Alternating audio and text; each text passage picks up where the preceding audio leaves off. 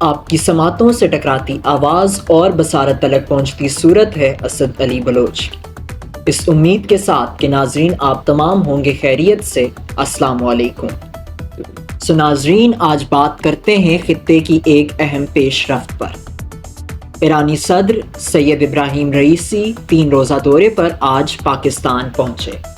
پاکستان پہنچنے پر اسلام آباد میں وزیر اعظم ہاؤس کے جاری کردہ بیان کے مطابق وزیر اعظم پاکستان میاں محمد شہباز شریف کی جانب سے ایرانی صدر کا پرتپاک خیر مقدم کیا گیا اور انہیں گارڈ آف آنر وزیر اعظم ہاؤس میں پیش کیا گیا۔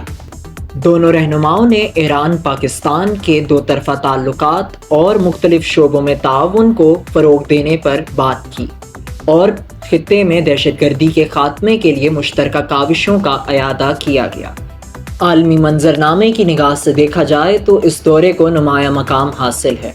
یاد رہے کہ اس دورے سے قبل ہفتے ہی ایران کی جانب سے اسرائیل پر حملہ کیا گیا تھا اور اسرائیلی انٹیلیجنس نے اپنی ناکامی کا اعتراف کرتے ہوئے یہ بیان دیا ہے کہ اسرائیل پر ایران کے حملوں میں تقریباً 1160 اسرائیلی شہری مارے گئے تھے، جن میں زیادہ تر عام عوام سے تھے۔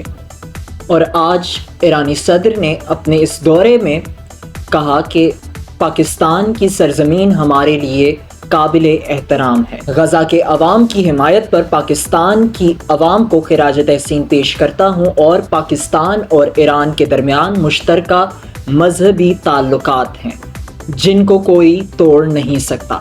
ایرانی صدر کا پاکستان دورہ اس لیے بھی اہمیت کا حامل ہے کہ گزشتہ عرصہ میں پاکستان اور ایران کے درمیان کشیدگی ہوئی، جب پہلے ایران کی جانب سے پاکستانی سرزمین پر حملہ کیا گیا یا نشانہ بنایا گیا پاکستانی سرزمین کو، اور اسی کی جواب میں اپنے حق دفاع اور اپنی سوورینٹی کو یقینی بنانے کے لیے پاکستان کی جانب سے ایران کو نشانہ بنایا گیا اور دونوں ممالک میں ایک عرصہ کشیدگی رہی۔